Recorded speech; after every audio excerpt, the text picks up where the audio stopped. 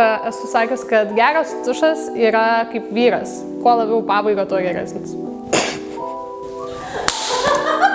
Nesimato man to. Man reikia, kad matytųsi efektas. Painveo, tu atsimerki ir ką nors dar nuputė. Kokius 3 metus dabar naudoju Inveo serumą. Ir viskas prasidėjo, kai po nėštumo reikėjo nusimti blakstienas, nes nebuvo kada. Tai tiesiog reikėjo blakstienų, reikėjo kažką daryti ir taip netyčia per rekomendacijas atradau Inveo serumą. Man reikėjo kokių poros mėnesių, kad tikrai įsitikinčiau, kad veikia, nes po praaugintų blakstienų efekto, tai tos blakstienos pas mane iš vis jų nebuvo, tiesiog absoliučiai. Ir kai pradėjau naudoti, dar labai skeptiškai atsimenu, draugė klausė, veikia, sakau, ne, kažkokia nesąmonė. Ir tada dar po 2 savaičių aš supratau, kad vis dėlto veikia jisai ir kad mano blakstienos tokia irgi niekada nebuvo.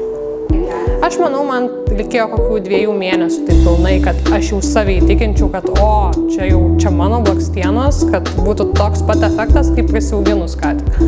Kad geras. Labai brutaliai nuskambės, bet aš savo serumą laikau prie kontraceptinių tablečių. Tai tikrai nepamirštu pasitikti. Man tušas yra must, nes aš mėgstu pajuokauti, kad mano blakstienos yra kaip kiaulytės, dėl to, kad jos yra blond visiškai ir jeigu jos yra nedažytos, be jokių laminavimų, be jokio tušo, tai jų iš vis nesimato, jos yra peršviečiamos. Tai tušas yra neatskiriama mano rutinos dalis. Aš bandžiau visus, bet vis tiek grįžtu prie savo mėgstamiausios, tai Lash to Love. Nes tikrai love. Taip, čia yra visa linija jų. Tai yra ir serumas ir blakstienom, ir antakiam, ir hipoalerginis tušas.